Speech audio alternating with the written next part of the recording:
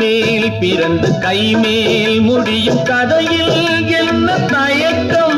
மலர் கட்டிலறையில் அன்பு கிட்டும் வரையில் சொல்லும் காவியத்தில் வரும் மயக்கம். ஒரு பாதி அங்கும் மறுபாதி இங்கும் சரிபாதி இங்கும் வருமே.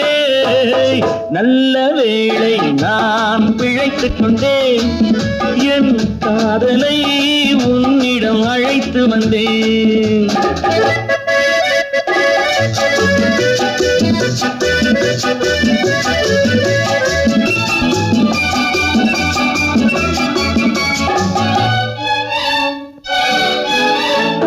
மடிமேல் குயிலும் கொடி போல் துவளும் பேரழகை படம் பிடித்தேன்.